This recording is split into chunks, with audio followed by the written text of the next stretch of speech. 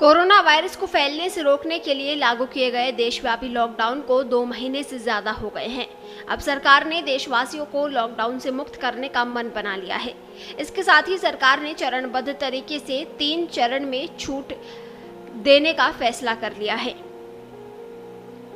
Unlock 1 के नियमों की घोषणा हो गई है, जो 1 जून से 30 जून तक लागू रहेगा।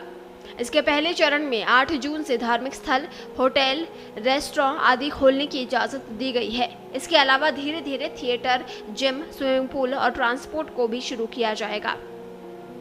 हालांकि गृह मंत्रालय ने स्पष्ट कहा है कि लोगों को इस संक्रमण को रोकने और अपनी सुरक्षा के लिए कुछ नियमों का पालन करना जरूरी होगा।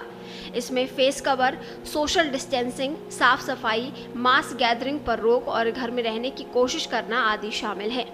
आइए आपको बताते हैं कि वे 10 नियम कौन से हैं जिनका पालन करना हर व्यक्ति के लिए जरूरी होगा।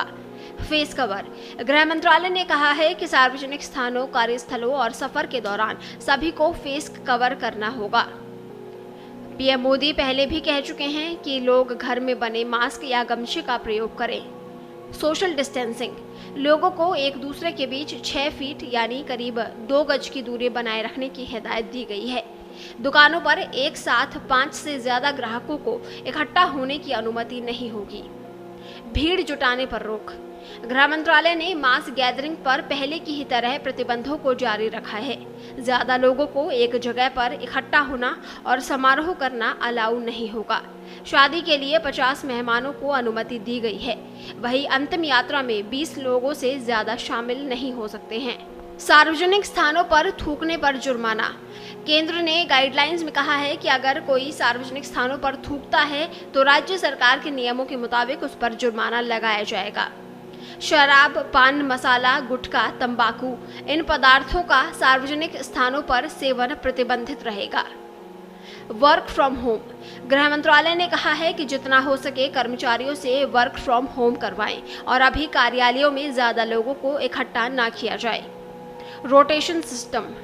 कार्यालयों, कार्यस्थलों, दुकानों, बाजारों और अन्य स्थानों पर रोटेशन सिस्टम लागू करने के निर्देश दिए गए हैं। Screening and hygiene.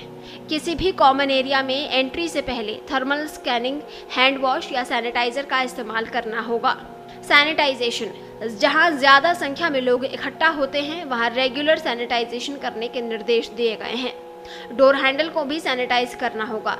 शिफ्ट के बीच में सैनिटाइजेशन का काम किया जाएगा। कार्यस्थलों पर सोशल डिस्टेंसिंग। कार्यस्थलों पर आपस में सोशल डिस्टेंसिंग और शिफ्ट के बीच में गैप रखने के निर्देश हैं। शिफ्ट और लंच ब्रेक के बीच में भी समय होना चाहिए। ब्यूरो रिपोर्ट, पत्रिका टीवी।